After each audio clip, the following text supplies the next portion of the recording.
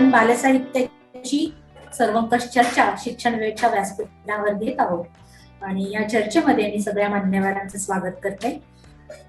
आज आपल्या सोबत आहेत राजीव तांबे, बालसाहित्यकार, मिलिंद परांजपे, निवेदिता मदाने वैशंपायन आणि डॉक्टर विद्या सुर्वे बोरसे. खर तर राजीव तांबे यांचं नाव आपल्या सगळ्यांनाच ज्ञात असणारं असं आहे आणि बालसाहित्यातलं एक महत्वाचं नाव असून 29 भाषांमधून त्यांची 119 पुस्तकं प्रकाशित झालेली आहेत. विद्यार्थी, शिक्षक आणि पालक यांच्यासाठीचं काम आपल्या सर्वांनाच ठाऊक असणारं आहे. दुसरे आपल्याकडे मान्यवर आलेले आहेत ते मिलिंद परांजपे, ज्योत्स्ना प्रकाशनचे संपादक आणि प्रकाशक. 1984 पासून ते ज्योत्स्ना प्रकाशनाचे संपादक म्हणून काम करत आहेत आणि अनेक विविध प्रकारच्या साहित्याचं प्रकाशन ज्योत्स्ना प्रकाशनच्या माध्यमातून त्यांनी केलेलं आहे. निर्मिती मूल्य कसं असावं आणि ते कसं जपलं जावं याचं एक उत्तम उदाहरण म्हणून आणि बालसाहित्यातला एक ब्रँड म्हणून आपण ज्योत्स्ना साहित्याकडे पाहतो आहोत. आणि दुसरे आपले मान्यवर ज्या आहेत त्या निवेदिता मदाने वैशंपायन, नॅशनल बुक ट्रस्टच्या त्या आत्ता विद्यमान अशा संपादक आहेत, मराठी विभागाच्या संपादक आहेत. त्यांनी बालसाहित्यामध्ये चांगलं योगदान दिलेलं असून साहित्य अकादमीतर्फे घेतल्या गेल्या नांदेड इथल्या साहित्य संमेलनामध्ये त्यांनी आपल्या शोधनिबंधाचं सादरीकरण केलेलं आहे.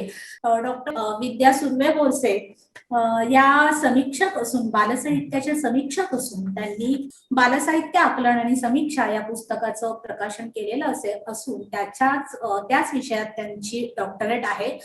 मी पुन्हा एकदा सगळ्या मान्यवरांचं स्वागत करते आणि चर्चेकडे वळताना पहिला प्रश्न विचारते आहे तो मिलिंद परांजपे यांना. मिलिंद परांजपे, तुम्ही बालसाहित्याची व्याख्या प्रकाशक या नात्याने काय कराल? बालसाहित्य म्हणजे थोडं कठीण आहे. मुलांसाठी लिहिलेली पुस्तकं हे त्याच्यातलं एक सोपं वाक्य म्हणून सांगता येईल, पण त्याच्यात दोन शब्द आहेत, बाल आणि साहित्य. त्यामुळे त्याच्यातला साहित्य भाग महत्वाचा आहे. मुलांसाठी जर विज्ञानाचं पुस्तक लिहिलं किंवा गणिताचं पुस्तक लिहिलं तर ते बालसाहित्य म्हणणार नाही आपण. ललित अशा प्रकारचं मुलांसाठी लिहिलेलं पुस्तक. आता बालसाहित्याची व्याख्या सुटसुटीत सोपी झाली, ठीक आहे. चांगलं बालसाहित्याची अशी खरी व्याख्या करायला पाहिजे आणि ती व्याख्या करताना मोठ्यांच्या मनातल्या मुलालाही आवडेल असं बालसाहित्य, अशी मी त्याची व्याख्या करते. मुलांना तर आवडेलच, त्याचबरोबर आपल्या मनात एक मूल दडलेलं असतं. म्हणजे आपण दुसरं एक उदाहरण घ्यायचं म्हटलं तर कविता, प्रेम कविता जर विचार घेतली तर 18-20 वर्षाच्या मुलांसाठी असलेली, त्याने लिहिलेली, 70 वर्षाचा माणूस सुद्धा ती वाचू शकतो, त्याचा आनंद घेऊ शकतो. त्याच्या मनात जसा एक तरुण दडलेला असतो तसं आपल्या मनात एक मुलंही दडलेलं असतं, त्याला आवडेल असं बालसाहित्य. थोडी ऍडिशन करायची वाटते. ना? हा, नाही हरकत नाही. मला असं वाटतं की सगळ्यांच्याच मनामध्ये मूल दडलेलं नसतं. इतकी भाग्यवान माणसं फार कमी आहेत. कारण जे यांच्या मनात मूल दडलेलं नसतं ती मुलांना उपदेश करतात, मुलांना मारतात, ओरडतात, शिक्षा करतात, तेव्हा त्यांच्या आतलं दडलेलं मूल कुठे गेलं असं वाटतं. तर मला असं वाटतं की त्या मूल दडलेल्या माणसांना आवडावंच, पण आधी मुलाला आवडतं का ते मुलं केंद्रित असलं पाहिजे बाल साहित्य. म्हणजे मुलं काय विचार करतात, मुलं काय म्हणतात हे त्याच्यामध्ये येत आहे का, ते साहित्य मुलाला आपलं वाटतंय का, हे मुद्दे महत्वाचे त्याच्यामध्ये यायला पाहिजेत. म्हणजे म्हातारा माणसांनी प्रेम कविता वाचायला माझी काही हरकत नाही, पण सगळेच म्हातारे वाचू शकतील आणि ती कविता पसरवू शकतील असं मला शंकाच वाटते. अगदी, म्हणजे खर तर सगळ्यांच्याच मनात असतं असं नाही बालांविषयीची भावना. पण आता मिलिंद सर म्हणाले त्याच गोष्टीला घेऊन आपण पुढे निवेदिता मदाने यांना मी पुढचा प्रश्न विचारेन की बालसाहित्याचा निर्मिती एनबीटी मध्ये कशी केली जाते, नॅशनल बुक ट्रस्ट मध्ये काय दृष्टीने ती केली जाते? निश्चितच मला इथे सांगायला आणि व्यक्त व्हायला आवडेल. माझ्या पूर्वीच तांबे सरांनी आणि परांजपे सरांनी अगदी योग्य माहिती दिली. त्या माहितीच्या आधारेच आपण थोडं पुढे जाऊयात. या माहितीसोबतच असं सांगेल की ते माहितीयुक्त पुस्तिका असायला हवं. ते पुस्तक माहितीयुक्त आणि मनोरंजन हे दोन्ही हेतू प्राथमिकता त्यात साधले गेले पाहिजे. आणि या विषयाला अनुषंगिकच आपण ते पुस्तक किंवा साहित्य निर्मिती ही कोणासाठी करत आहोत, वाचक वर्ग. आता हा वाचक वर्ग हा 4 वयोगटात विभागला गेलेला आहे. बाल, शिशु, किशोर आणि कुमार. तर या साधारणतः या 4 अवस्थेतून जाणाऱ्या त्या बाल साहित्याची निर्मिती असायला हवी. या बाल साहित्यातल्या निर्मितीत त्यांचा वयोगट आणि वाचक वर्ग हे लक्षात घेता आता म्हणजे बदलत्या शिक्षण नीतीनुसार गेल्याच वर्षी शिक्षण नीती आपली बदलली आहे. तर त्यानुसार क्षेत्रीय म्हणजे प्रादेशिक भाषांचं महत्त्व वाढलेलं आहे. तर मुलांना माहिती देताना ती सोपी होण्यासाठी मातृभाषा पण तितकीच आवश्यक आहे, महत्वाची आहे. मधल्या काळात मातृभाषेचं थोडंसं दुर्लक्षकरण झालं होतं, ती दुर्लक्ष केली होती. तर त्यावरती आपण परत प्रकाश टाकायला सुरुवात केलेली आहे. आता हे जे 4 वयोगट सांगितले, या 4 वयोगटाकडे आपण पुन्हा वळूयात आणि त्या 4 वयोगटातलं सांगताना बाल म्हणजे एक खास एखादं चित्र असावं छानपैकी आकर्षक, सुसंगत रंगातलं. यासाठी राष्ट्रीय पुस्तक न्यासची भूमिका ही खूप महत्वाची असते. कारण आम्ही चित्रांकनांनाही तितकंच महत्त्व देतो. इल्युस्ट्रेटर आपण म्हणतो, तर इल्युस्ट्रेटर हे न्यासच्या वतीने नेमलेले असतात. त्यांच्याकडे ती स्टोरी म्हणूयात किंवा गोष्ट पाठवली जाते. त्यावरती ते विचार करतात आणि ती आकर्षक, मुलांना समजेल अशी आणि ते चित्र जास्त बोलकं असेल अशी ती गोष्ट साधारणतः आपण शिशु वर्गासाठी निवडतो. त्यानंतर बालवर्ग म्हणता येईल, तर बालवर्गात एक चित्र असतं साधारणतः. खाली 4 वाक्य, एक प्रपोर्शन हा नेमला जातो. मजकूर आणि चित्र याची सांगड घातली गेली पाहिजे. तितकं ते आकर्षक, मनोरंजक आणि माहितीपूर्ण झालं पाहिजे. हा दुसरा भाग झाला. आणि किशोरांचं म्हणू तर खूप संदर्भ आपले काळाच्या आड गेलेले आहेत. स्पर्धेतल्या युगाला आपण कॅच करता करता किंवा पळता पळता, तर ते संदर्भ सहजरित्या मनोरंजक पद्धतीने मुलांपर्यंत पोहोचले पाहिजे. काही इतिहास असेल, काही वन्य प्राणी असतील, काही साहसी कथा असतील, तर थोडंसं इथे मातृभाषेने अधिक पुढे जाणं गरजेचं आहे. असं थोडंसं मी आज ज्या जागेवरती आहे त्या जागेवरती बसून आणि तिथल्या अनुभवाने हे भाष्य करण्याचं धाडस करते. की जसं बंगालमध्ये बांगला भाषेसाठी जे संस्कार लहानपणापासून किंवा घरापासून दिले जातात, तर ते संस्कार महाराष्ट्रीयन घरांमधून, मराठी भाषिक घरांमधून पण डेव्हलप झाले पाहिजे, विकसित झाले पाहिजेत. तर आपण किती खर्च करतो किंवा आपल्या उत्पन्नाचा खर्च हा पुस्तकांसाठी किती असतो, त्यावरती पण निर्मितीची गणितं म्हणूयात, परांजपे सर इथे आहेत, तर ती अवलंबून असतात. तर ती सांगड घातली गेली पाहिजे. आणि पुढचा वयोगट येतो हा कुमार वर्ग. तर कुमार वर्गात आता आपण खास करून पुन्हा फोकस करत आहोत. आपण 75 वर्ष स्वातंत्र्याची पूर्ण करत आहोत, तर राष्ट्रीय पुस्तक न्यास पण त्या बाबतीत कुठेही कमी नाही, एक पाऊल पुढेच आहे. तर आदरणीय आमचे जे केंद्रीय शिक्षण मंत्री आहेत पोखरियाल सर, त्यानंतर संचालक आणि मुख्य संपादिका यांच्या माध्यमातून आम्ही एक योजना राबवत आहोत, आझादीची 75 वर्ष. तर त्यात मग आता आपल्याकडचे वासुदेव बळवंत फडके असू देत किंवा चाफेकर बंधू असू देत किंवा अशा अनेक जणांच्या क्रांतिकारी गोष्टी ज्या आहेत, ते संदर्भ काळाच्या ओघात नाहीसे व्हायला लागले किंवा आपल्यापर्यंत एक वेगळा इतिहास पोहोचत होता. तो इतिहास आपल्याला हळूहळू बदलायचा. जो मूळ इतिहास आहे त्याला पण आपल्याला फोकस करायचं, त्यालाही प्रकाशित करायचं आहे. तर हे पण निर्मितीचं स्वरूप बदलतं आहे आणि त्या अनुषंगिक महाराष्ट्रातनं किंवा बृहन महाराष्ट्रातनं किंवा भारतातनं किंवा भारताच्या पलीकडून जे कोणी ऐकत बघत असतील, तर त्यांनी हे साधारणतः वाचक वर्ग विषय हा कुठला आहे हा समोर जर दिला, तर राष्ट्रीय पुस्तक न्यास पण त्यासाठी नेहमीच एक पाऊल पुढे असेल आणि मदत करेल. आपल्या मराठी लेखकांसाठी, प्रकाशकांनाही सहाय्य केलंच जातं, पण लेखक आणि जे बालसाहित्यिक असतील त्यांच्यासाठी हे नक्कीच महत्वाचं योगदान असेल. म्हणजे बालसाहित्य आणि त्याची निर्मिती प्रक्रिया तुम्ही नॅशनल बुक ट्रस्टच्या माध्यमातून कशी होते आणि ती होत असताना एक संपादक म्हणून आणि एक प्रकाशक म्हणून तुम्ही जी भूमिका आता इथे मांडलेली आहे ती महत्वाची वाटते. ही भूमिका घेऊनच मला विद्या सुर्वे, डॉक्टर विद्या सुर्वे यांच्याकडे जायचंय. तुम्ही मॅडम बालसाहित्याचा अभ्यास केलेला आहे आणि तो अभ्यास करत असताना तुम्हाला काही वेगळे अनुभव आले का किंवा काही वेगळेपण बालसाहित्याचं आपल्याकडच्या जाणवलं? नक्कीच. पहिल्यांदा तर बालसाहित्य ही अत्यंत गंभीर स्वरूपाच्या अभ्यासाची गोष्ट आहे. हे सगळ्यात महत्वाचं. म्हणजे हे पटवून द्यावं लागतं, हे सांगावं लागतं. हे दुःखाची गोष्ट आहे. आणि माझा अनुभव काय, म्हणजे यावर बालसाहित्याचा अभ्यास करताना मला जे अनुभव आले त्या अनुभवांच्या बाबतीत बोलायचं झालं तर पहिल्यांदा माझं आईपण हे सगळ्यात महत्वाचं. म्हणजे मी एक आई म्हणून याकडे पाहिलं. आणि दुसरी गोष्ट की मी एक प्राध्यापक म्हणून. आता प्राध्यापक म्हणून पाहताना आपण एक अध्यापक असतो, एक अभ्यासक असतो. आणि एक अभ्यासक किंवा अध्यापक असताना तुम्ही विविध प्रवाहांचा अभ्यास करतात. म्हणजे तुम्ही दलित, ग्रामीण, स्त्रीवादी प्रवाहांचा अभ्यास करतात, तुम्ही कालखंडांचा अभ्यास करतात, तुम्ही प्राचीन, मध्ययुगीन, अर्वाचीन कालखंडांचा अभ्यास करतात, तुम्ही अस्तित्ववादी किंवा तुम्ही वास्तववादी प्रवृत्तींचा अभ्यास करतात.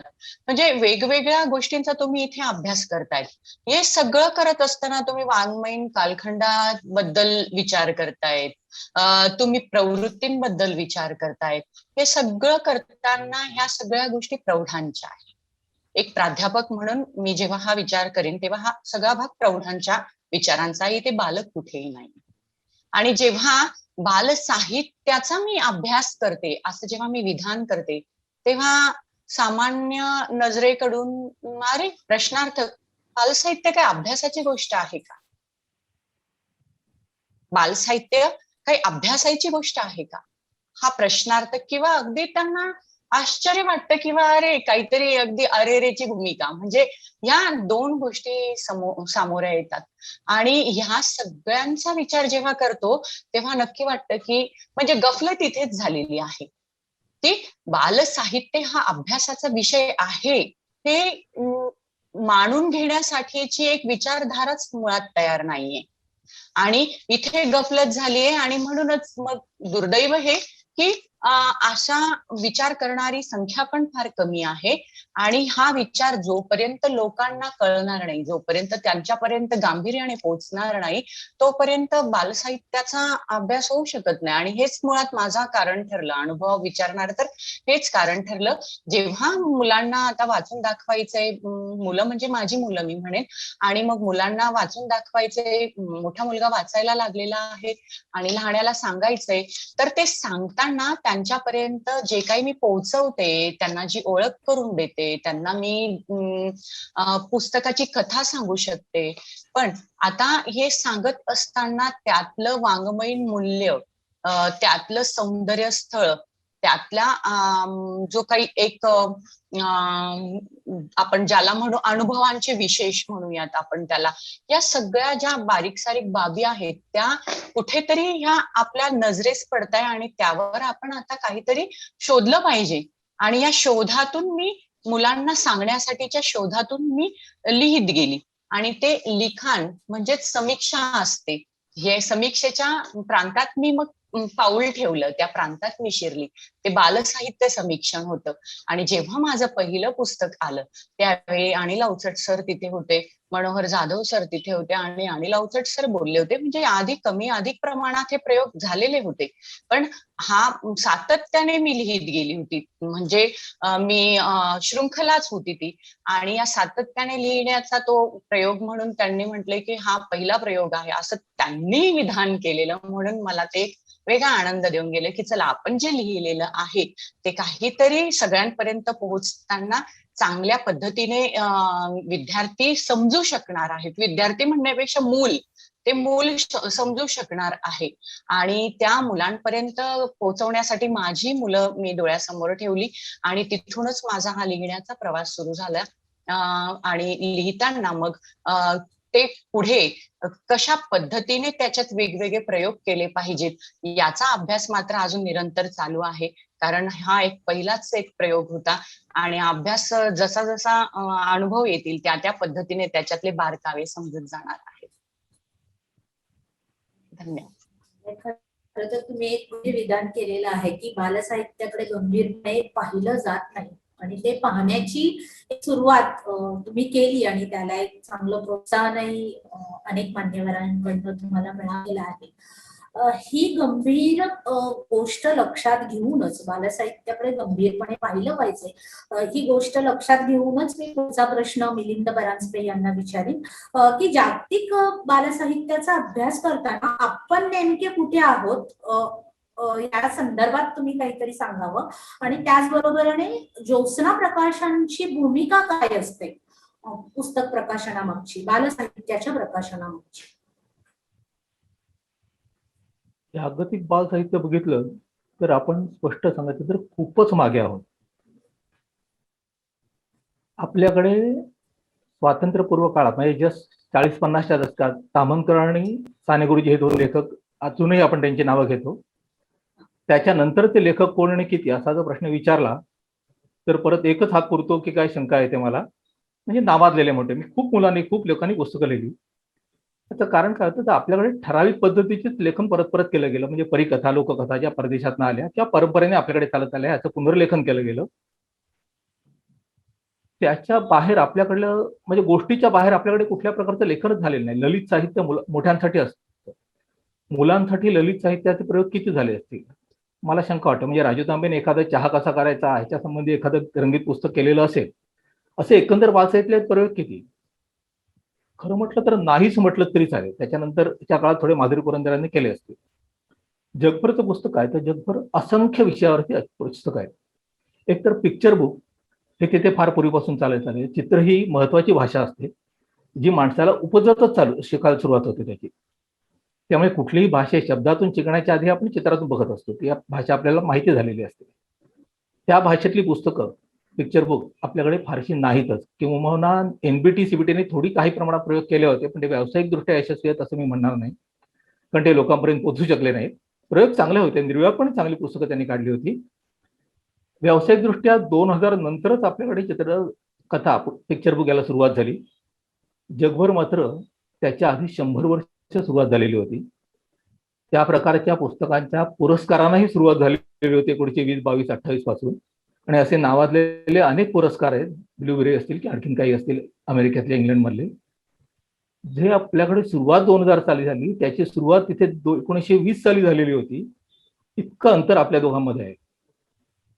पिक्चर बुकचे विषय किती असू शकतात तर एक शब्दविरहित पुस्तक असाही एक प्रकार असतो जो आपल्याकडे फारसा किंवा हाताळलेलाच नाही म्हटलं तरी चालेल.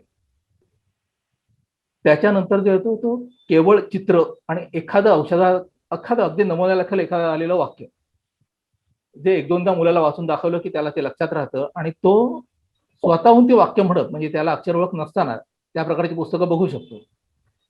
तिथे पुस्तकात कुठले शब्द यावेत यावरही विचार केलेला आहे. आपल्याकडे या प्रकारचा कुठलाही विचार केलेला नाही. एक गोष्ट खरी आहे की आपल्याकडे प्रादेशिक भाषा त्याच्यातल्या बोलीभाषा नागपूर किंवा पूर्व आणि पश्चिम असं म्हणू आपण वाटलं तर महाराष्ट्रातले कुठल्या विशिष्ट प्रदेशाचं नाव घेण्याच्या ऐवजी त्याच्यात काही शब्द बदलतात, वाक्यरचना बदलते. पण मुलाच्या भाषेत कुठले शब्द यावेत, कुठल्या शब्द त्याच्यासाठी कुठल्या गोष्टी सांगाव्यात यासंबंधी कुठलाही विचार आपल्याकडे झालेला नाही. अनेक प्रकारचे पुस्तकांचे विषयही आपण हाताळले नाहीत. आपल्याकडे फक्त त्या मनाने बालगीतांचा प्रदेश त्यातल्या त्यात समृद्ध आहे, त्यात काही मोठ्या लोकांनी प्रयोग केलेले आहेत. कथांच्या बाबतीत मुलांच्या ह्याच्यात एक तर गोष्टीतच आपण रंगलेलो आहोत, गोष्टीच्या बाहेर पुस्तकं काढत नाही. आणि गोष्टींचे प्रयोग सुद्धा मोठ्या लेखकांनी केलेले आपल्याकडे फारसे आढळत नाही. मोठ्यांच्या पुस्तकात मुलांचं चांगलं चित्रण बघायला मिळतं पण त्यांनी मुलांसाठी लेखन केलं नाही. मुलांसाठी लेखन करणं माहित नाही पण कदाचित कमीपणा वाटत आला असावा, त्याला आपण प्रतिष्ठा मिळवून देऊ शकलो नाही. त्यामुळे आपल्याकडलं पुस्तकांचं मुलांच्या पुस्तकाचं म्हणजे मुलांना पुस्तकाची जर गोडी लागली नसली तर त्याचा दोष मुलांकडे नसून सर्वस्वी आपलाच आहे असं मला वाटतं. ते समृद्ध करणं हे आता आपल्या हातात आहे आणि चांगली पुस्तकं मुलांपर्यंत पोहोचवणं, चांगलं म्हणजे काय याचा बारकाईने विचार करणं हे सगळं आपल्याला पुढे करणं खूप गरजेचं आहे. अगदी आपण अंतिम टप्प्यावर येऊन पडलं म्हणजे इथून आता कोलमडणार अशा अवस्थेत आता आपण आहोत असं माझं मत आहे. जागतिक पातळीवर आपण मागे असणं आणि मुलांना आपण सकस देऊ शकत नाही. प्रकाशित म्हणून तुम्ही ही पोच इथे व्यक्त करणं आणि ती व्यक्त करत असताना चांगल्याची एक व्याख्या आपल्याला बालसाहित्याच्या संदर्भात करावी लागणार आहे. ती भूमिका घेणं आणि ती मांडणं हे खरं तर प्रकाशक म्हणून खूप स्तुत्य आहे. ह्याच सगळ्या गोष्टी घेऊन मी विद्या सुर्वे यांना प्रश्न विचारीन की जागतिक बालसाहित्य आणि आपल्याकडचं बालसाहित्य याच्यामध्ये भेद आहे. त्या भेदांबद्दल तुम्ही समीक्षक म्हणून काय सांगू शकाल? तसं पाहायला गेलं तर मला असं वाटतं की यामध्ये काही अंतर नाहीये, कारण जगातील सर्व बालकं ही सारखीच असतात असं आपण म्हणूया. पण तरीही सूक्ष्म पातळीवर जर लक्षात घेतलं तर प्रत्येक बालक हे एकमेकांपेक्षा वेगळे असते. जसं एक झाड दुसऱ्या झाडासारखं नसतं, तसं प्रत्येक बालक दुसऱ्या बालकासारखं नसतं. तरी सुद्धा हे विधान केल्यानंतर सुद्धा मला असं वाटतं की ह्या सगळ्यात भेद आहे तो सांस्कृतिक पातळीवरचा, काल्पनिक पातळीवरचा नाही. कारण कल्पनेने सगळी मुलं सारखाच विचार करतात. प्रदेश हा भाग ज्याच्या त्याच्या परीने जो तो त्या पद्धतीने विचार करून कल्पना ही सारखीच असते. म्हणजे काय की आपण आपल्याकडची जी पुस्तकं आहेत, मास्टर पेनेपासून तर आपण श्यामच्या आईपर्यंत पुन्हा जाऊ. सर आता त्यांनी उल्लेख केलाच परांजपे सरांनी, पण मी मुद्दाम उल्लेख करते की ही सगळी जी पुस्तकं आपण बघू आणि त्यानंतर ॲलिस इन वंडरलँड असेल किंवा हिमाणी आणि सात बुटके असतील, ह्या पुस्तकांमध्ये बघू आपण तर काय फरक आहे की राजा आहे, राणी आहे, जादू आहे, ते आपल्या पण मुलांना हेच लागतंय. म्हणजे विचाराच्या कल्पनेच्या पातळीवर जो काही सारखा समान दुवा आहे तो राजा राणी किंवा जादू हे आहेच, दोघीकडे आहे. म्हणजे कल्पनेत रमायला मुलांना आवडतं, बालकांना आवडतं.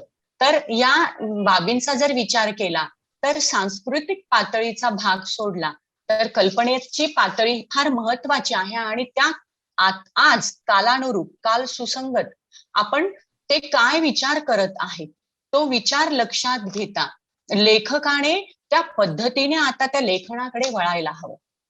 आणि प्रकाशकाने देखील काही वेगळं आलेलं असेल, काही वेगळं आहे का याचं नीट व्यवस्थित ती चाचपणी करून आपण याच्यात काय वेगळं त्या लेखकाकडून करून घेऊ शकतो का, हा पण प्रयत्न नक्कीच केला पाहिजे.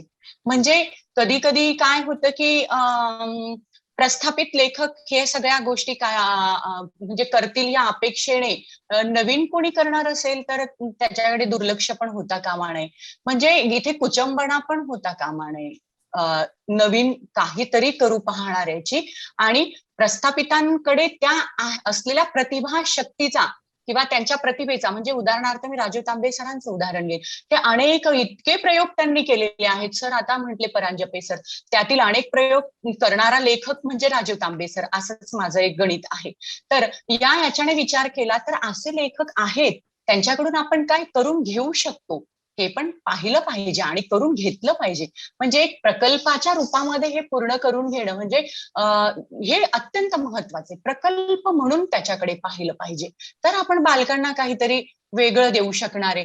नाहीतर मग काय होतं, म्हणजे एक अमेरिकेत इंग्लंडमध्ये असलेली हॅरी पॉटरची जी लेखिका ती जेव्हा जे.के. रोलिंग जेव्हा काहीतरी लिहिते ते आपल्या मुलांना अपील होतच ना, ते आवडतच आहे ना. त्यांच्या कल्पना शक्तीला तिथे खाद्य आहेच की, ते रमतायत. माझ्या घरातले उदाहरणं आहेत हे.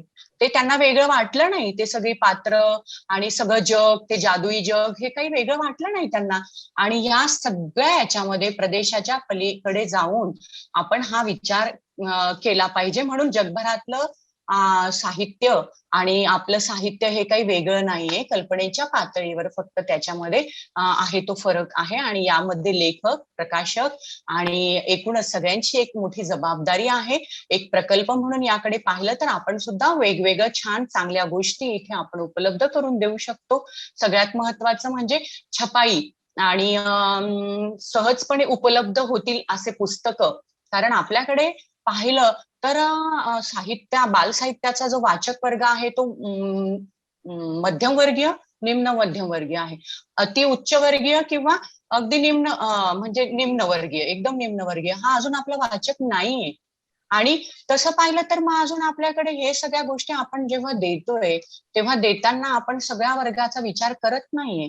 म्हणजे जंगलातल्या गोष्टी वाचण्यासाठी, जंगलात राहणाऱ्या मुलांसाठी त्या सगळ्या पद्धतीचं लिखाण केलेलं लेखन कुठे आहे? आहेत का अशी पुस्तकं? आहेत का असे लेखक?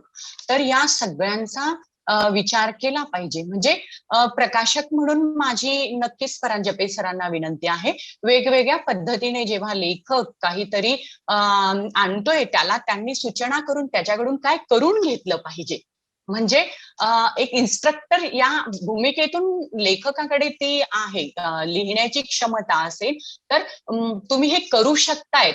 हक्काने म्हणा, रागावून म्हणा, सूचनेने, विनंतीने मुलांसाठी आपल्याला जर काही करायचं असेल तर या सगळ्या गोष्टींचा वापर करून आपल्याला त्यांच्यासाठी लिहून घेणं गरजेचं आहे असं मला वाटतं. म्हणून मग इथे फक्त आणि सगळ्यात महत्वाचा मुद्दा की आकार, छपाई, फॉन्ट ह्या सगळ्या गोष्टी फार महत्वाच्या आहे. मी अलीकडे जेव्हा किशोर मासिकाचे खंड वाचायला मुलं बघतायत आणि त्यावेळेस सहज मी म्हणजे मी तिथे डोकावते तर मला लवकर पटापट वाचता येत नाही. म्हणजे मला असं वाटतंय की अनेक पुस्तकांचे जे लहान मुलांसाठीचं पुस्तक आहे तर फॉन्टची साईज सुद्धा त्या पद्धतीची असणं फार गरजेचं आहे. अत्यंत बारीक फॉन्ट मधलं आणि मग ते वाचतानाच कंटाळवाणं वाटणं किंवा ह्या सगळ्या गोष्टींची एक जिथे मर्यादा येते ती मर्यादा आपण यायला नको. सहज उपलब्धता असणं पण गरजेचं आहे. या सगळ्या बाबींचा तिथे ज्या पद्धतीने परदेशामध्ये सगळं हे सहज उपलब्ध होण्याची गोष्ट आहे. म्हणजे मुलांना चॉकलेट सारखं पुस्तक उपलब्ध करून दिलं जातं. म्हणजे तुम्हाला एक चांगलं व्हिटॅमिन आणि मिनरल्स ज्या सगळ्या गोष्टी जीवनसत्वयुक्त आहार जसा उपलब्ध करून दिला जातो तसं तिथे पुस्तक दिलं जातं. तर तसं आपल्याकडे अन्नाबरोबरच पुस्तकं लहान मुलांची भूक भागवतात, बौद्धिक भूक भागवतात, त्यांची अनेक पद्धतीने त्यांना काय कुतूहल आहे, आश्चर्य आहे या सगळ्यांच्या जगामध्ये घेऊन जातात. तर ही सगळी गोष्ट सहजपणे आपण उपलब्ध करून देता येणं म्हणजे वाजवी त्याची किंमत असेल किंवा अनेक पद्धतीने अनुदान वगैरे या सगळ्या याच्यातून त्याच्याकडे पाहणं फार गरजेचं आहे असं मला वाटतं. तुम्ही म्हणालात तसं की सांस्कृतिक भेद हेच आपल्या आणि जागतिक साहित्यातला महत्वाचा भाग आहे. कल्पनेच्या पातळीवर ते सारखंच असतं आणि त्या कल्पनेच्या पातळीवर उतरून मला वाटतं एनबीटीने बरीच पुस्तकं यापूर्वी प्रकाशित केलेली आहेत. तर त्या प्रकाशित केलेल्या पुस्तकांना वाचकांकडनं कसा प्रतिसाद येतो किंवा एकूण काय त्याचं स्वरूप असतं त्या प्रतिसादाचं? प्रतिसाद हा निश्चितच चांगला येत असतो, पण काही मर्यादा दोन्हीकडून येतात. म्हणजे राष्ट्रीय संस्थेकडून तिथपर्यंत पोहोचायलाही थोडीशी कधी कधी अडचण येते. काही नियम थोडे शिथिल करण्याची आवश्यकता आहे. ते थोडे थोडे आता हळूहळू सांगून किंवा सतत पाठपुरावा करून शिथिल होत आहेत. आणि वाचकांकडून बऱ्याचदा प्रतिसाद हा चांगला येत असतो, पण काही मर्यादा या अशा आहेत की सहज म्हणजे काय म्हणता येईल त्याला, थोडस इकडची बाजू हे म्हणावी लागेल की सहज सुलभ पुस्तकं विक्रीपर्यंत पोहोचू शकत नाहीत. तर महाराष्ट्रात म्हणजे मी आता मला थोडस काय म्हणता येईल त्याला पार्शल व्ह्यू असं नाही, पण मनमोकळेपणाने मी थोडं सांगू इच्छिते इथे की महाराष्ट्रातली उदासीनता पण थोडीशी कारणीभूत आहे आणि हे दोन्हीकडून आहे. मधल्या काळात तर राष्ट्रीय पुस्तक न्यासमध्ये मराठी संपादक नव्हता, जागा रिकामी होती, त्यामुळे पोहोचत नव्हते, अनेकांना अनेक माहिती उपलब्ध होत नाहीत किंवा आपल्याला अन्य भाषांच्या पण काय म्हणता येईल त्याला ऑब्स्टॅकल अडथळा समजतो. तर मोकळेपणाने जर आपण पुस्तकांपर्यंत पोहोचलो तर अनेक गोष्टी आपल्याला साध्य करता येतील, अधिकारवाणीने मागून घेता येतील की ही आमची शाळा आहे, या शाळेसाठी तुम्ही हे पाठवू शकतात का. हा आपला अधिकार आहे आणि हा अधिकार आपल्याला ठाम पद्धतीने मांडून पुस्तकं मागून आपल्या संस्थेपर्यंत, वाचनालयापर्यंत ही पोहोचवता आली पाहिजे. तर इथे एक कम्युनिकेशन गॅप निर्माण होते. तर तो जो दुवा आहे तो जर सांधला गेला तर प्रतिसाद हा निश्चितच चांगला अजून वाढू शकेल आणि चांगला निर्माण होऊ शकेल. पण खूप ठिकाणी असे म्हणजे काय म्हणता येईल त्याला, दुर्मिळ भाग आहेत किंवा दुर्गम ठिकाणं आहेत की त्या भागात पुस्तकं ही पोहोचत नाहीत आणि माझी म्हणजे दिल्लीतल्या जागेवरून खुर्चीवरती बसून पुस्तकं पोहोचवण्याची खूप इच्छा असते. पण मधल्या काळात किंवा मधल्या टप्प्यात इतके त्याला चाळणी लागत जाते आणि ते जे यंत्रणा असते ती शेवटी निखळली जाते आणि ती पूर्ण होत नाही.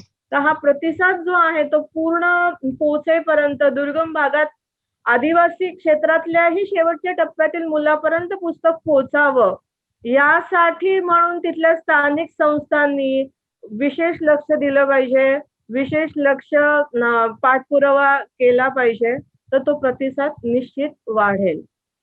आणि मला म्हणजे खूपदा मराठीसाठी मन खूप काय म्हणतात त्याला खचतं, उदासीन होतं. कारण हिंदी, इंग्रजी, बांगला या ज्या भाषा आहेत त्या लोकांना अनेक स्किल्स आहेत, अनेक शैली आहेत आणि त्यांना त्यांची कामं, त्यांची पुस्तकं आपल्यापर्यंत किंवा त्यांचं साहित्य आपल्यापर्यंत राष्ट्रीय पुस्तक न्यासच्या माध्यमातून ते प्रकाशित करून पुढचे सगळे त्यांचे मार्ग त्यांना सुसह्य करून घेता येतात. तर तो दुवा इथे थोडासा कमी पडतो. हे मी प्रामाणिकपणे सांगते. संवादाची किती नितांत गरज आहे हे तुमच्या आता वक्तव्यावरनं लक्षात आलेलं आहे. मधला दुवा म्हणून जर स्थानिक संस्थांनी काही काम केलं तर बालसाहित्याला काहीतरी वेगळं मिळू शकतं अशी एक आशा इथे तुमच्या बोलण्यातून व्यक्त झालेली आहे. मी पुन्हा मिलिंद परांजपे यांच्याकडे येईन की त्यांनी बालसाहित्याचं प्रकाशन करताना, त्याचं संपादन करताना आणि एकूणच त्याचं लेआउटिंग करताना पुस्तकाचं ते चित्रकाराच्या चित्रांना किती महत्व देतात? बाल साहित्य हे मुळात एकट्या लेखकाचं नसतंच. बाल साहित्य हे लेखक आणि चित्रकार या दोघांचं मिळूनच असतं. पण आपण साहित्य म्हणतो त्या पुस्तकाच्या अँगलनेच विचार करतोय. चित्रांशिवाय मुलांचं पुस्तक हे अस्तित्वात येऊच शकत नाही. आणि मुलगा पुस्तकाकडे जो वळतो, मुलाला पार्श्वभूमी इतिहास वगैरे असं काही नसतं. म्हणजे मला जर एखादं पुस्तक खांडेकर असतील लेखक किंवा आत्ताच्या काळातला एखादे असतील, त्या लेखकाचं नाव घेतल्याबरोबर मला या लेखकाची प्रकृती काय, प्रवृत्ती काय, मला हे पुस्तक आवडेल की नाही माहिती असतं. मुलांना लेखकाची नावं माहिती नसतात. मला सुद्धा आज अनेक पुस्तकं अशी आहेत लहानपणी मी वाचलेली होती त्याची चित्र आठवत आहेत, पण त्यातल्या लेखकाचं नाव मला आठवत नाहीये. मुलगा चित्र पाहून पुस्तकाकडे वळतो आणि चित्रच त्याच्यात मनातली उत्सुकता जागृत करतात. त्यामुळे चित्र हा त्याच्यातला सगळ्यात महत्वाचा भाग आहे आणि मला वाटतं आपल्याकडल्या ऍटलिस्ट मराठीत तरी तो फार दुर्लक्षित आहे. मगाशी मी म्हटलं पिक्चर बुक आपल्याकडे आली नाही, त्याची पुस्तकातली इलस्ट्रेशन सुद्धा आपल्याकडे फारशी चांगल्या प्रकारे केली गेली नाही. आपल्याकडले चित्रकार काय करतात तर लेखकाने लिहिलेला मजकूर चित्रित करण्याचा प्रयत्न करतात, त्याच्या पलीकडे ते जाऊ शकत नाही. चांगली कॅरेक्टर्स म्हणजे आपल्याकडे फास्टर फेणे एक उत्तम उदाहरण आहे. तशी आणखीन काही पुस्तकं आलेली होती, त्यातली कॅरेक्टर किती तुमच्या डोळ्यापुढे येते. म्हणजे फास्टर फेणे म्हटल्याबरोबर तो किडकिडीत चौकडीचा शर्ट घातलेला, हातात खिशात ती बेसकी त्याच्या लोंबते बाहेर, हा मुलगा माझ्या डोळ्यापुढे उभा राहतो, तो कोणाच्याही डोळ्यापुढे उभा राहत असेल. अशी कॅरेक्टर किती चित्रकारांनी तयार केली माझ्या तरी बघण्यात फारशी नाही. त्यामुळे चित्र हा त्याच्यातला सगळ्यात महत्वाचा भाग आहे. आता चित्र निवडणं, त्याच्यातलं जगभरचं जे चित्रकार आहेत म्हणजे त्याच्यातले एक आश्चर्यकर हे सांगतो की इराण देशाबद्दल मी काही जगातल्या याची खूप माहिती होती अशातला भाग नाही. फ्रँकफर्टला मला बघायला मिळालं, इराण देशातले काही पदवीधर तिथे आलेले होते. तिथे फक्त चित्रकारांनी एक वेगळा स्टॉल घेतलेला होता, एक वेगळं दालन सजवलं होतं, त्याच्यात 15-20 चित्रकार होते आणि त्याच वेळेला तिथे डिरेक्टरी ठेवलेली होती तिथल्या चित्रकारांची. तिथल्या चित्रकारांनी काय प्रकारचं मुलांसाठी काम केलेलं आहे ह्याचं प्रत्येकाची 4-5 चित्र आणि त्याचं नाव, त्याची माहिती असा संपूर्ण एक अल्बम केलेला तिथे ठेवलेला होता. तो बघून इतर देशातले प्रकाशक सुद्धा त्यांना तिथे अप्रोच होत होते आणि असे काही शेकड्यात चित्रकार होते. शब्बवीज नावाच्या कंपनीबरोबर मी काम केलं, त्यांची मी जेव्हा भेटलो होतो तेव्हा 450 पुस्तकं झाली होती आणि 150च्या वरती चित्रकार त्यांनी वापरले होते त्यांच्या चित्रांसाठी. आपल्याकडे मराठीतला जर विचार करायला सुरुवात केली तर 10च्या वरती चांगले चित्रकार शोधणं मला कठीण जाईल. आपल्याकडे चित्रकार का वळले नाही हा वेगळा संशोधनाचा विषय आहे, पण त्याच्याकडे गंभीरपणे पाहिलंच गेलं नाही. कला शाखेत या विषयाकडे शिकवताना कोणी बघितलं नाही. हा एक सगळ्यात मोठा उत्पन्नाचा मार्ग सुद्धा चित्रकाराच्या दृष्टीने असू शकतो. ह्याचा विचार केला गेला नाही, ते मुलांपुढे ठेवलं गेलं नाही. मुलांची पुस्तकं त्यांना अनेक अनेक अंगाने चित्रकलेत आपण मागे आहोत आणि त्याला एकटं प्रकाशक किंवा एकटा लेखक वगैरे असं कोणी जबाबदार नाही. आपला संपूर्ण समाजच बालसाहित्याकडे त्याने जे केलेलं दुर्लक्ष आहे त्यासाठी जबाबदार आहे. त्यामुळे चित्र हा त्याच्यातला सगळ्यात महत्वाचा भाग. आता चित्र निवडताना आम्ही काय करत असतो की प्रकाशकाला चित्रकाराची शैलीची चांगली जाण असणं आवश्यक असतं. म्हणजे एखादं पुस्तक माझ्या हातात जेव्हा हस्तलिखित येतं आणि मी वाचायला सुरुवात करतो, ते शांता शेळकेंचं असेल नाही तर राजू तांबेचं असेल, ते वाचता वाचताच माझ्या डोळ्यापुढे पुस्तक म्हणून आकार घ्यायला लागतं. त्या पुस्तकाच्या आशयाला काय सोयीचं होईल असा चित्रकार सुद्धा तिथे येतो आणि पुस्तक मी जेव्हा हो म्हणतो तेव्हा कल्पनेतलं माझं पुस्तक पूर्ण तयार असतं. त्याच्यात चित्रकार नक्की झालेला असतो. तो कसा झालेला असतो तर मला या सगळ्या चित्रकारांची माहिती असते.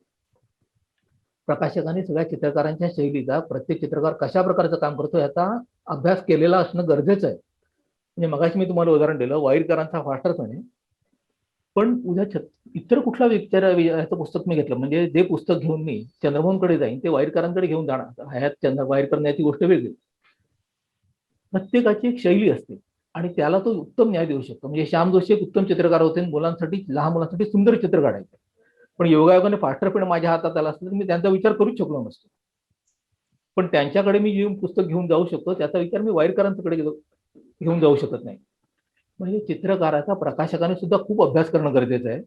आत्ता मुलं काय प्रकारची चित्र काढतात त्याचबरोबर अजून 2-3 गोष्टीचा विचार करायला पाहिजे की आपलं जे तंत्रज्ञान आहे त्या मुद्रणाचा विचारही करायला लागतो आणि त्या मुद्रणाच्या क्षमतांचा विचार करायला लागतो. त्या क्षमतांनुसार परवडतील अशा योग्य प्रकारे आपल्याकडल्या मुलाला परवडण्याचाही विचार करायला पाहिजे. हा सगळा विचार करून प्रकाशकाने पुस्तकाचं काय स्वरूप आहे ते ठरवायला लागतं आणि त्यासाठी चित्रकार निवडायला लागतो. आपल्याकडे मी म्हटलं तसं फारसं याच्यात आपण खूपच कमी म्हणजे आम्ही त्यातल्या त्या चित्रकारांचे प्रयोग केले, वेगवेगळ्या आकारांचे प्रयोग केले. आपल्याकडे आकारांचे प्रयोग फारसे कोणी केलेले माझ्या बघण्यात नाहीत. फक्त डेमी आणि क्रम म्हणजे 5.5 8.5 हा जो एक जनरल कादंबऱ्यांचा आहे त्याच्यातच हल्ली पुस्तकं काढली जातात किंवा त्याच्या डबल आकारात काढली जातात. 5x5, 6x6, 7x7, 8x8 आम्ही आतापर्यंत 10-15 वेगवेगळ्या आकारात पुस्तकं काढली आणि अशा वेगवेगळ्या आकारात पुस्तकं असणं त्याच्यात मर्यादा खूप असतात. विक्रीच्या दृष्टीने काही मर्यादा येतात कारण दुकानदार म्हणतो मला ठेवायची कशी कळत नाही. आम्ही अगदी 15x20 या आकारातही श्याम जोशींचं एक पुस्तक काढलं. ते ठेवताना अडचण नाही. इतकं मोठं पुस्तक आम्ही ठेवायचं कसं म्हणून दुकानदारांनी ते नाकारलं. पण ते पुस्तक शालेय प्रदर्शनात पण आम्ही त्याच वेळेला प्रदर्शनही करत असतो. त्याला उत्तम प्रतिसाद मिळतो. हा प्रयोग एकटा असला तर तो दुकानदाराला अडचणीचा होईल. असे 10-20 जणांनी प्रयोग केले तर दुकानदाराला सुद्धा त्याची लक्षात येईल आणि त्याची व्यवस्था तो करू शकेल. वेगवेगळ्या आकारातले वेगवेगळ्या प्रकारच्या चित्रांचे सगळे प्रयोग आपल्याकडे होणं गरजेचं आहे. ते जर केले तर मुलं आपोआप पुस्तकांकडे वळतील याचा मला विश्वास आहे. म्हणजे तुम्ही आता परवडण्याचा एक मुद्दा मांडलात की लेखकाने लिहिणं आणि चित्र काढणं आणि ते परवडणं असा एक मुद्दा मांडला. आणि त्याचबरोबर तुम्ही मुलांच्या आवडी लक्षात न घेता विक्रेता जो असतो तो साईज आपल्याकडे बसेल की नाही या गोष्टींचा विचार करतो. तर त्या दृष्टीनेच मी पुढचा प्रश्न विचारेन मिलिंद परांजपे तुम्हाला की तुम्ही बालसाहित्याची विक्री याकडे नेमकं कसं पाहता आणि त्या संदर्भात तुम्ही काही सांगू शकता का? खरं म्हटलं तर बालसाहित्याची विक्री करताना एक महत्वाची अडचण आम्हाला जाणवते ती म्हणजे मुलांच्या पुस्तकाची जाहिरात करता येते. त्यामुळे मुलांसाठी आम्ही कुठली चांगली पुस्तकं काढली. परवाच लोकसत्तात एक लेख आले म्हणजे लेखमाला त्यांनी केली होती. लेखमाला नको एक पिक्चर केलं होतं म्हणून आपण त्याच्यात त्यांनी 101 वेगवेगळ्या क्षेत्रातल्या लोकांना मुलांनी कुठली पुस्तकं वाचावी असं त्यांनी विचारलं आणि प्रत्येकाने 5 पुस्तकं सांगितली. म्हणजे 500 पुस्तकांची यादी त्याच्यात आली आहे. स्पष्ट सांगतो त्याच्यातली 250 पुस्तकं मुलांसाठी नाहीच आहे. म्हणजे अगदी मला कोणावर टीका करायची नाही पण संविधानापर्यंत लोक जाऊन पोहोचले. मुलांसाठी पुस्तकं सांगताना हिंदू हे पुस्तक मला सगळ्यांबद्दल आदर आहे पण हिंदू हे पुस्तक मी मुलांच्या हातात ठेवीन का किंवा हिंदी पुस्तक मुलाला कळेल का मला शंका आहे. ह्या लोकांनी ही पुस्तकं का सांगितली किंवा काही बरेचसे जण साने गुरुजींचा उल्लेख करतात किंवा फार तर गोट्याचा उल्लेख करतात. मधले लेखक त्यांना मधल्या लेखकांनी काय चांगले प्रयोग केले ते त्यांना माहितीच नाही. साने गुरुजींच्या बाबतीत सुद्धा फक्त गोड गोष्टी याचा उल्लेख होतो. त्यांची इतर सुद्धा काही पुस्तकं आहेत. ही पुस्तकं लोकांपर्यंत पोहोचली त्यांनी ही पुस्तकं लोकांपर्यंत पोहोचवण्यासाठी काहीतरी वेगळा मार्ग काढणं गरजेचं आहे. सध्याच्या दिवसात वर्तमानपत्रातली जाहिरात परवडत नाही. वर्तमानपत्रात परीक्षणं येतात पण त्या परीक्षणाबद्दल मी परीक्षण हा शब्दच आपण बाजूला ते ओळख असं म्हणूया. आणि ती ओळख सुद्धा बरेच वेळेला वर्तमानपत्राशी असलेल्या ओळखीतून आकार घेते. पण खरं आहे ते सांगतो. त्यामुळे चांगली पुस्तकं मुलांपर्यंत पोहोचवण्यासाठी आपल्याला खूप प्रयत्न करणं गरजेचं आहे. ते जर प्रयत्न केले तर मुलं चांगल्या पुस्तकाकडे वळते. पालक आता जाऊन दुकानदाराकडे जातात आणि सांगतात आम्हाला मुलांसाठी पुस्तकं पाहिजे. जर नाव घेतलं तर ते सांगतात त्यांच्या बालपणी ती पुस्तकं त्यांनी वाचलेली होती ती मुलाला सजेस्ट करतात आणि त्यांच्या बालपणी ती का वाचली होती तर ती त्याच्या वडिलांनी त्याला सजेस्ट केलेली होती म्हणून. साने गुरुजींबद्दल मला आक्षेप नाही किंवा नाझर तामणकरांबद्दल नाही, पण 50 सालची भाषा आजच्या मुलाच्या सोयीची आहे का याबद्दल मला तुम्ही निश्चित साशंका आहे. ही पुस्तकं द्यायची झाली, गोट्या जर द्यायचा झाला तर गोट्यातला मुलगा जो आहे तो आज मला वाचायला आजही मला वाचायला आवडतो काही वेळेला, पण त्यातला आशय आणि त्यातली भाषा ह्याचा पुनर्विचार करावा लागेल. गोट्यात त्यात खोडकरपणा हा सगळ्या मुलाचा स्वाभाविक भाग आहे. त्यातल्या खोड्या जर वेगळ्या भाषेत नवीन भाषेत मुलाच्या पुढे ठेवलं तर ते चालतील. आहे तसं पुस्तक गोट्याचं मुलाच्या पुढे ठेवणं हे अत्यंत चुकीचंच आहे. कित्येक पुस्तकं आज अशी परंपरेने चालत आली म्हणजे वडिलांनी माझ्याला दिली म्हणून मी मुलाला आणि तो त्याच्या मुलाला. इथे मुलगा वाचनापासून दुरावतो. त्याच्यात मुलाचा काही दोष नाही. मुलाच्या हातात जर त्याला कंटेम्पररी हा शब्दच आपल्याला माहिती नाही, समकालीन मुलाच्या भाषेत लिहिलेलं पुस्तक म्हणजे पाष्टरपणेबद्दल सुद्धा मी असं म्हणेन की मी ती माझ्या लहानपणी भाषा होती ती मला आवडत होती. पाष्टरपणे मला वाटतं 70-75 या काळातला असेल. 1920 साली तो मुलाला तसाच द्यावा का, किंवा त्याच्यातले निवडलेले गोष्टींचे जे विषय होते ते तसेच मुलाच्या पुढे ठेवावेत का, ते पुन्हा पुनर्संपादित करणं गरजेचं आहे भाषेच्या अंगाने सुद्धा किंवा आता ह्याच्यातल्या कुठल्या गोष्टी मुलाला चालतील हा विचार करून सुद्धा केल्यानंतर मुलगा नक्की पुस्तकाकडे वळेल. आणि ते करण्यासाठी मी म्हटलं तसं आपल्याला सगळ्यांना मिळून म्हणजे शिक्षक, पालक, लेखक, प्रकाशक, चित्रकार सगळ्यांना मिळून प्रयत्न करायला लागतील तर मुलाला साहित्याकडे वळवता येईल, वाचनाकडे वळवता येईल. आहे ती पुस्तकं घेऊन जर मुलाच्या आपण माथ्यावर मारण्याचा प्रयत्न केला तर मुलगा वाचनापासून दुरावेल आणि त्याच्या मुलाचा काहीही दोष नाही. आपल्याला खूप प्रयत्न करणं गरजेचं आहे. त्याच्यातला एक प्रयत्न असा करता येईल की चांगल्या प्रकारची पुस्तकं म्हणजे लोकसत्ताने केला त्याच्यात थोड्याशा त्रुटी राहिल्या असं आपण म्हणू, पण तो प्रयत्न स्तुत्य होता.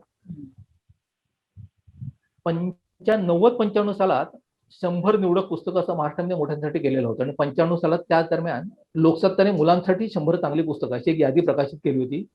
त्याच्याबद्दल 4-6 ओळीबद्दल लिहून एक कॅटलॉग प्रकाशित केला होता. अशा कॅटलॉगची आता परत गरज आहे आणि हा कुठला व्यावसायिक प्रकाशक करू शकणार नाही. त्याच्यासाठी आपल्याला माध्यमांची, NGO अशा कोणाची तरी गरज घ्यायला लागेल, कुठल्या संस्थांची गरज घ्यायला लागेल आणि ही चांगल्या पुस्तकाची नावं लोकांपर्यंत पोचवायला लागतील. ते केलं तरच तरणोपाय आहे. अगदी खरंय. म्हणजे एक तर विक्रीचा गंभीर प्रश्न, त्या जुन्या साहित्याची पुन्हा पुन्हा केली जाणारी जाहिरात आणि त्या जाहिरातबाजीतून मुलांच्या हाती काय लागतं याचा विचार न करता पुन्हा मुलांच्या तेच माथी मारणं, यातून आपल्याला कधीतरी बाहेर पडावं लागेल. आणि ते पडण्यासाठीच मला असं वाटतं का आपल्या डॉक्टर सुर्वे यांना मी प्रश्न विचारेन की सगळ्यात आपल्याकडे सगळ्या समीक्षा पद्धती अस्तित्वात आहेत, स्त्रीवादी आहे, ग्रामीण आहे, दलित आहे, तसं बाल साहित्याची काही वेगळी समीक्षा पद्धती आहे का लिखित स्वरूपाची? आणि ती असताना अनेक लेखक, अनेक समीक्षक ह्या बालसाहित्याचे निर्माण झाले तर बालसाहित्याला पण काही मिळेल का किंवा वेगळा काही, म्हणजे तुम्ही मगाशी म्हणालात की बालसाहित्याकडे कुणी गंभीरपणे पाहत नाही तर गंभीरपणे पाहायला लागतील का? आताच मगाशी झालेल्या चर्चेच्या अनुषंगानेच पुन्हा मी म्हणेन किंवा आता परांजपे सरांनी बऱ्याच मुद्द्यांना स्पर्श केलेला आहे आणि त्यातून मग बालसाहित्याची समीक्षा तर हे ऐकायलाच मगाशी मी बोलली हे ऐकायलाच मुळात अरे बालसाहित्य हा काय अभ्यासाचा विषय आहे का हाच मुळात प्रश्न असल्याने समीक्षा ही फार दूरची गोष्ट ठरते. आणि म्हणून बालसाहित्य हा आपल्याकडे PG लेव्हलला अभ्यासाला काही विद्यापीठांमध्ये आहे, पण तो कोण अभ्यासतोय तर वयोगट पाहता, म्हणजे ज्यांना त्याच्यात आवड आहे की नाही आहे, फक्त तो माथी मारले जाणे हा जो प्रकार आहे त्याच्यातून पण जर चॉईस हा भाग आहे तर त्या विषयाकडे किती जण वळतायत हा एक दुसरा भाग आहे. आणि म्हणून मग ह्या सगळ्या गोष्टींचा विचार जेव्हा आपण करतोय तेव्हा फक्त आपण बाल गट, कुमार गट याच्याकडे जेव्हा पाहतोय आणि हा बाल आणि कुमार गटाने काय वाचलं पाहिजे हा अलीकडे फार जास्त चर्चा होत असलेला प्रश्न आहे. म्हणून पालक म्हणून किंवा शिक्षक म्हणून मुलांना किंवा बालकांना, कुमारांना काय वाचायला दिलं पाहिजे, ते कसं वाचलं पाहिजे हा एक दुसरा. म्हणजे माझं हे जे पुस्तक आहे बालसाहित्य आकलन आणि समीक्षा, यातून मी हेच सांगायचा प्रयत्न केलाय. आपण वाचतोय हे ठीक आहे, पण काय वाचतोय आणि ते कसं वाचलं गेलं पाहिजे, म्हणजे ही कसं वाचलं गेलं पाहिजे, यातून ते काय मिळवत आहेत, त्यांना काय अभिप्रेत आहेत, ते कसं त्यांनी शोधायचंय, हा शोध घेण्याची एक कला किंवा एक शिकवण आपण त्या मुलांना देणं हे फार महत्वाचं आहे. आणि हे सांगण्याचाच प्रयत्न मी केलेला आहे. म्हणून बालसाहित्यामध्ये समीक्षा हा प्रकार रूढ झालेला नाही. म्हणजे मला सुद्धा समीक्षक म्हणून तुम्ही 4 लोक म्हणत असणार, पण मला सगळेजण समीक्षक म्हणून स्वीकारतील असं नाहीये. कारण बालसाहित्यामध्ये समीक्षा हा प्रकार ऍक्सेप्टेबल नाहीच आहे, असंच माझं एक मत आहे. कारण आज देखील माझी 4 पुस्तकं लिहून पूर्ण आहे. म्हणजे मी जी लेखमाला केलेली आहे त्या लेखमालांचे सगळे जे काही शृंखला होती ही सगळी, ते माझ्याकडे आज कच्च्या स्वरूपात सगळं रेडी आहे. पण प्रकाशक आहेत का?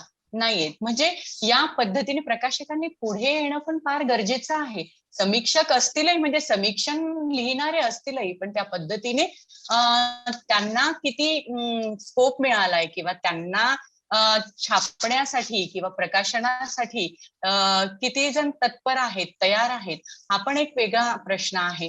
आणि हे पण पाहणं फार गरजेचं आहे. म्हणून मग इथे जेव्हा आपण म्हणतोय तेव्हा प्रकाशकाची आणि याची भूमिका पण फार महत्वाची आहे असं मला वाटतं. म्हणजे बालसाहित्यिक समीक्षकाकडे कसं पाहिलं जातं हे तुम्ही सांगितलेलंच आहे. आणि त्याचबरोबरीने बालसाहित्याच्या समीक्षेची पुस्तकं बाजारात येणं तितकंच आवश्यक आहे, याचंही एक सूत्रवाच तुम्ही केलेला आहे. आणि मगाशी निवेदिता मॅडम म्हणाल्या तसं की आपल्याकडे संवादाची एक कमतरता असल्यामुळे वाचकांपर्यंत पोहोचू शकत नाही, लेखकांपर्यंत पोहोचू शकत नाही. आणि लेखकांपर्यंत पोहोचलो तरी नॅशनल बुक ट्रस्टची म्हणून काहीतरी एक वेगळी धारणा असेल बालसाहित्याबद्दलची. तर निवेदिता मॅडमना मी विचारेन की लेखकांकडनं नॅशनल बुक ट्रस्टच्या काय अपेक्षा असू शकतात किंवा त्यांनी नेमकं तुमच्याकडे कसं अप्रोच व्हायचं आहे? अगदी बरोबर. पण त्यापूर्वी मला आत्ताच अलीकडे 2 प्रयोग झाले, आणि प्रयोग म्हणूयात किंवा हक्काने मागून घेणं म्हणूयात, असंही होऊ शकतं की एक चांगली सुरुवात करायची असेल तर मोठ्यांचं मार्गदर्शन हे निश्चितच आवश्यक असतं. तर त्या संदर्भातला आता परांजपे सरांनी पण विषय हे केलेला की चित्रांना अनुषंगिक एक चांगलं सुंदर जे आहे की हातातनं मुलांच्या पुस्तक बाहेर पडू नये, दूर जाऊ नये. तर हे बोलक्या गोष्टी म्हणून पुस्तक राजीव तांबे सरांचं आत्ताच आम्ही प्रकाशित केलं आहे. लॉकडाऊनच्या काळात हे पुस्तक पूर्ण व्हावं, त्याला अध्यक्षांची पण अनुमती मिळावी, म्हणजे अप्रूव्ह होणं वगैरे पण एक खूप मोठा सरकारी भाग असतो.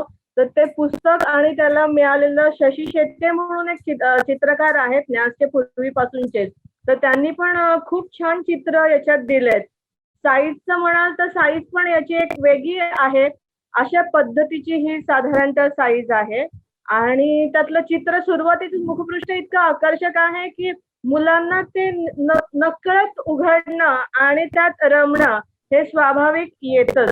तर ते संग्रही ठेवावं असं हे एक पुस्तक. याशिवाय एक आपण म्हणालो की संदर्भ बदलतायत किंवा ते सरदार नावाचं झंझावात म्हणून एक पुस्तक आलेलं आहे, खास किशोरांसाठी किंवा किशोरपासून युवाकडे जे वाटचाल करत आहेत त्यांच्यासाठी. किती जणांना सरदार वल्लभभाई पटेल माहिती आहेत, माहिती बऱ्याच जणांना केवळ हा पोलादी पुरुष वगैरे माहिती इथपर्यंतच. पण एक 2-3 पानं जरी वाचले, इतकी छोटी साईज आहे पुस्तकं, म्हटलं की बऱ्याचदा मुलं पळतात, इव्हन किशोरावस्थेतले की. तर ते छोट्या ह्याच्यात त्यांना आशय घन, त्यानंतर संदर्भ हे सगळंच त्यांना या पुस्तकातून सहज सोप्या संवादातून माहिती याची मिळते. आणि ते त्यानुसार संग्रही ठेवू शकतील. आणि साईज पण बघा तुम्ही या पुस्तकाची, की किती व्यवस्थित, सुटसुटीत, आकर्षक आणि पॉकेट फ्रेंडली असे म्हणता येईल. पटकन त्याचं ओझं पण होणार नाही. म्हणजे पुस्तकांचं ओझं हाही एक हे असतं. वाचायची खूप इच्छा असते, आई वडिलांना सोबत पुस्तकं पण घेऊन जायची असतात प्रवासातनं, पण नको आता हे जड होईल, हे बाजूला ठेव, असं होतं. पण ही जी अशा पद्धतीचा हा जो प्रयत्न आहे आमचा, तर हा प्रयत्न जो आहे तर इतर लेखकांनी आणि बालसाहित्यिकांनी पण अशा पद्धतीने आमच्यापर्यंत अप्रोच व्हायला किंवा आमच्यापर्यंत पोहोचायला आता रस्ता थोडा थोडा सोपा सुलभ होत चालला आहे. त्याची मी माहिती देते की आपण कशा पद्धतीने आपलं साहित्य किंवा संहिता ही राष्ट्रीय पुस्तक न्यासकडे पाठवू शकतात किंवा पोस्टी करू शकतात. आणि एक एक मराठी प्रकाशनने हे पण सुरू केलेलं आहे आम्ही कॅटलॉग. हे पण इतकं व्यवस्थित आहे की काही प्रकाशकांनी पण ही पद्धत फॉलो करायला हरकत नाही किंवा अशा पद्धतीने तुम्हाला जो जो हे जी शृंखला आहे ती शृंखला उघडून त्यात तुम्हाला पुस्तकांची यादी दिसू शकते आणि दरवर्षी जर तुम्ही अपडेट केलं तर तुम्हाला त्यातून बरीच माहिती मिळू शकते. आता अर्चनाताई आपण प्रश्न विचारला होता की लेखकांनी किंवा साहित्यिकांनी तुमच्या साहित्य हे कसं पाठवावं, ते कसं निवडलं जातं आणि ते निवडून पुढे त्याच्या अनेक चाळण्या किंवा अनेक प्रोसेस असतात. पण आपण क्षेत्रीय भाषांना आता महत्व द्यायला 2020च्या नंतर सुरुवात केलेली आहे. मातृभाषेचं महत्व आपण वाढवत आहोत. तर या दृष्टीने तिथेही शिथिलीकरण नियमांमध्ये बऱ्यापैकी झालेलं आहे. कारण आधी काय व्हायचं, मधल्या काळात थोडंसं होतं. मधल्या काळात मराठी साहित्यिकांकडून, बाल साहित्यिकांकडून, लेखकांकडून हे संहिता यायची. मग ती हिंदी किंवा इंग्रजीचे संपादक तिथले बघायचे, तपासायचे आणि मग त्यांच्यानुसार त्याला द्यायचं अनुकूलता की नाही द्यायची अनुकूलता की ते फाईलीत गुंडाळून ठेवायचं, असं हे व्हायचं. पण आता हा न होता बऱ्याचदा काही ज्येष्ठ मार्गदर्शक असतात त्यांच्याशी विचारून, काही पुनर्वीक्षक असतात त्यांच्याकडे ही संहिता पाठवली जाते की ठीक आहे, मी आहे, मी इथे दुवा आहे, पण सगळे अधिकार हे माझे नाही आहेत. मलाही अनेक मार्गदर्शकांची मदत वेळोवेळी, विशेषतः महाराष्ट्रातले जे मोठे रेणुताई गावस्कर असतील किंवा तांबे सर असतील किंवा परांजपे सरांबरोबर पण जोडलं जाणारच आहोत, असे जे असतील की आणि सगळ्या विचारसरणीच्या लोकांनी पण कुठलंही कोणाचंही नुकसान न होऊ देता सगळ्यांना सोबत घेऊन जाऊन बालसाहित्य हे चांगलं निर्माण करणं आणि एक नवीन उद्याची पिढी चांगल्या पद्धतीने घडवणं, सुसंस्कारित घडवणं, हेही राष्ट्रीय पुस्तक न्यासचं एक ध्येय आहे. तर या ध्येयाच्या नुसार जेव्हा बालसाहित्य आमच्याकडे येतं तेव्हा ते वाचलं जातं. त्यातलं ते वाचून झाल्यानंतर योग्य वाटलं तर सरळ सरळ ते पुढे जातं.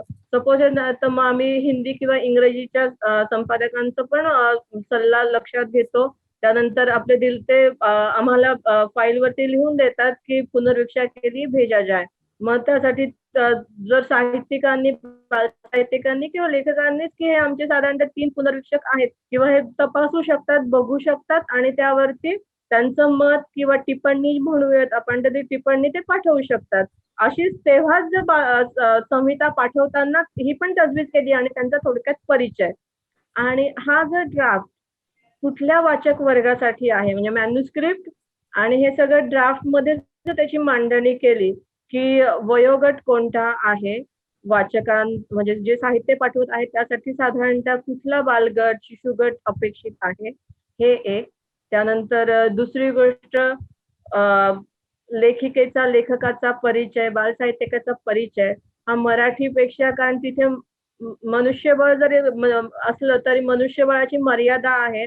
त्यामुळे जर कामं सोपी करायची असतील तर तुम्ही तेव्हाही हिंदी इंग्रजीचा आधार घेतला आणि त्यांचा लेखकाचा परिचय त्यातनं पाठवला हिंदी इंग्रजी भाषेतून तर ते अधिक सुसह्य होतं.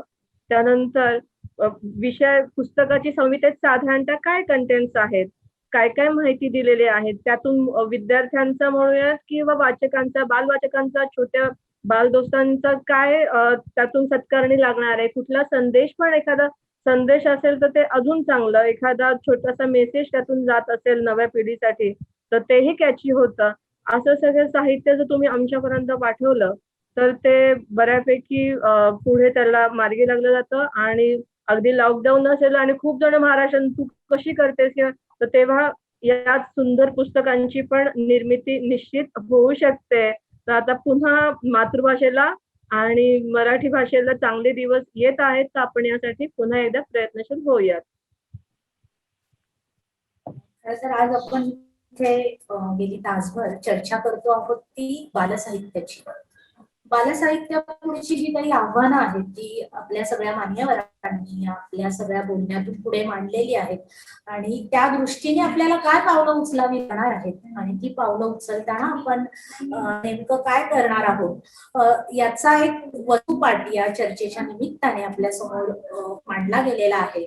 आज इथे सगळे मान्यवर उपस्थित राहिले आणि या सगळ्या चर्चेला एक विधायक असं वळण दिलं त्याबद्दल मी सगळ्यांचे आभार मानते आणि ही चर्चा इथे संपली असे जाहीर